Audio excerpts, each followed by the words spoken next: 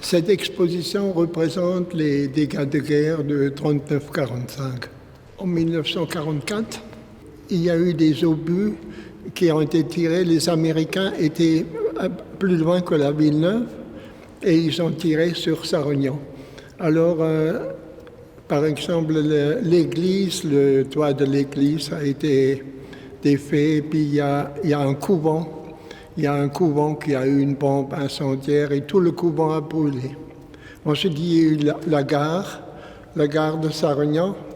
Elle a explosé aussi, est complètement détruite.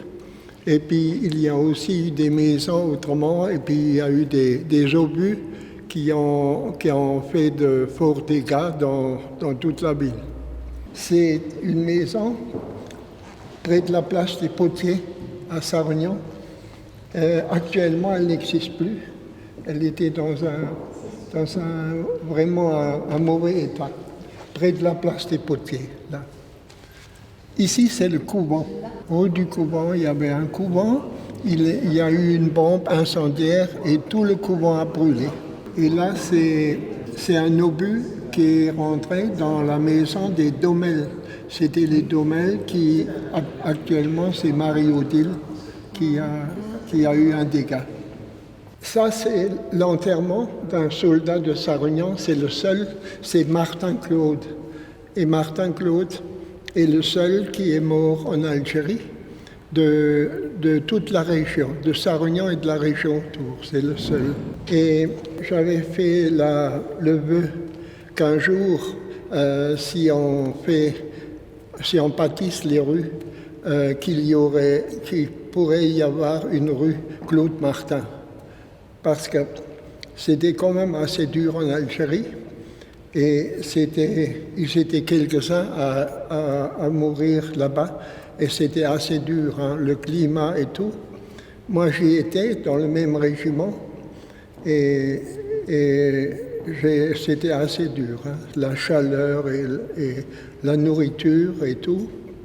Et puis, moi, après 28 mois, j'étais malade en Algérie et c'était très, très dur. Et si un jour, il y a une rue, Claude Martin, ben, il l'a mérité. Alors ça, c'est le fils, c'est Martin Claude, oui. Il est mort en Algérie, ils étaient à plusieurs. Il a eu la médaille militaire et la croix de la valeur militaire avec palme. Là, c'est les Allemands en 1943 qui logeaient dans les casernes à Sarre-Union. C'était une journée hitlérienne, là, en 1943. Et ici, c'est la distribution de lait. Après la guerre, à l'école, à 10 heures, on distribuait du lait et les élèves recevaient du lait. Avec Madame Hart, il y a Madame Hart et la fille Hart et les filles Imbert qui sont sur la photo. Ici, c'est les morts de 39 à 45. Il y a les morts, il y a les victimes civiles et les morts en déportation. Ici, toute la liste. Et en Algérie.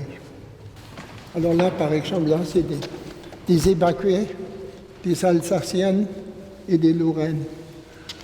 Et là, ils faisaient des chaussons pour l'armée, là. En 1944, on était dans la cave parce qu'il y a eu les obus qui venaient de la Villeneuve. Alors on était à peu près 15 jours dans la cave.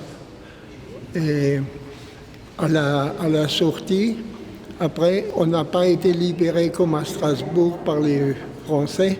On a été libéré par les Américains avec le général Patton. C'est Patton qui a libéré notre région par ici. Oui. Et en tant que jeune, on a joué avec les fusils. Et puis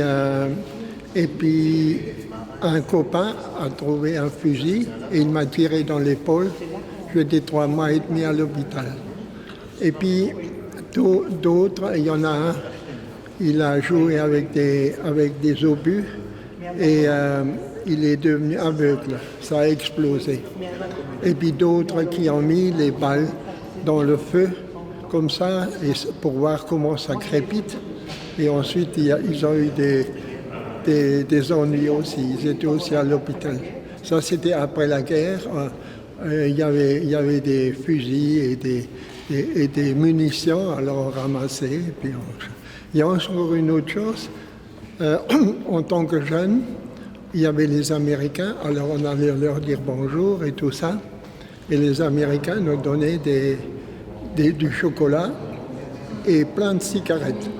Alors à 11 ans, on a déjà commencé à fumer des camels.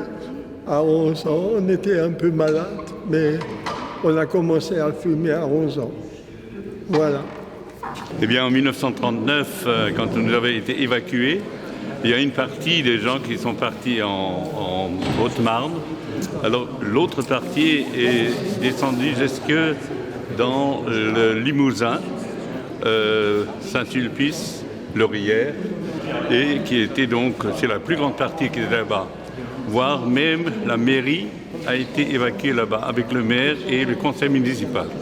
Voire aussi le curé. Et il y avait une petite partie qui était donc uniquement en Haute-Marne. Pour la simple raison, c'est que l'entreprise Hakar Someta, le père, a voulu que ses ouvriers restent à proximité, pas trop loin, pour qu'il puisse les rapatrier le plus vite possible de nouveau dans son entreprise.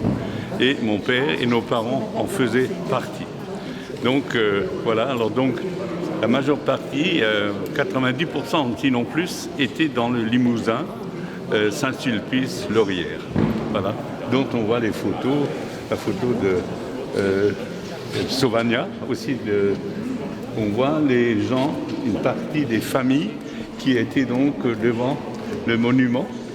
Là, on voit des photos de Laurière, où Laurière et Saint-Sulpice, c'est comme Sarignon et la Villeneuve, hein. Ils se touchaient pratiquement. Donc tout ça, c'était des photos de l'époque. Et là, on voit, c'est des gens, mais malheureusement, je ne les connaissais plus, parce que bon, après, mais c'est des photos qui ont été prises là-bas. Et ça, c'est des personnes que je connaissais et qui vivaient là-bas. Et c'est la même personne qui allait d'une part chercher du bois pour se chauffer, et puis bon, aussi le pain. C'est la même personne. Et là, c'est une autre famille qui se sont retrouvées aussi à Saint-Sulpice. L'évacuation, pour une certaine partie des gens de Hakar, ils étaient à Sarignon. Et ici, on voit les familles qui étaient à Sarignon. Hein. Et là, c'est des enfants de Herbitzheim qui étaient pris en compte avec les sœurs, d'école à Saint-Sulpice. Et c'était le groupe de Herbitzheim qui était là-bas, de nouveau à Saint-Sulpice. Saint-Sulpice-Laurière, l'église. Et puis là aussi, toute une famille, enfin plusieurs familles qui étaient regroupées. Et, mais c'est aussi à Laurière, cette photo. Celle-là, c'est des enfants regroupés. Et il y a encore des personnes qui sont là. Hein, il y a par exemple, elle, c'est ma femme, qui est là. Et ça, c'est ta petite sœur, qui a aussi 50 et 60 ans de passé maintenant. Et ça, c'était les enfants alsaciens-lorrains. Parce qu'il y avait aussi les Lorraines qui étaient dans le même coin. Et les Alsaciennes, ils ont mis les flots pour se distinguer, vous voyez. Et là, on voit devant l'église à Laurière des familles qui se sont regroupées parce que le problème à l'époque, les gens de Saint-Sulpice et de Laurière, ils disaient pour nous, c'était les yaya, hein, parce qu'on parlait alsacien. Ils ne parlaient pas un mot de français, ces gens. Donc c'était les liaya. Donc voilà, les gens, alors ils se retrouvaient pour discuter, ils tricotaient, ils faisaient... Et là, c'était les enfants, encore une fois, alsaciens-lorrains, qui allaient à l'école. Et là, c'est le frère à ma femme, Claude, et ça c'est un autre ami de Herbitzheim, Guy Maïs, et sa sœur, Guy Maïs, et elle s'appelle Arlette. Mes propres cousins, un cousin, Joseph, Octavie et Agnès, qui se retrouvent là, à Saint-Sulpice, avec leur maman, la grand-mère et une grande-tante. À l'époque, j'avais 6 ans, mais je pourrais vous dire que quand on a été évacué, quand on a quitté Herbitzheim, la grand-mère qui est là, avait encore préparé du pain, plusieurs miches. Alors on était sur une charrette tirée par des chevaux, un cheval et une vache. On sentait le pain fraîchement cuit. J'ai encore cette odeur dans le nez en souvenir. Enfin, pour vous dire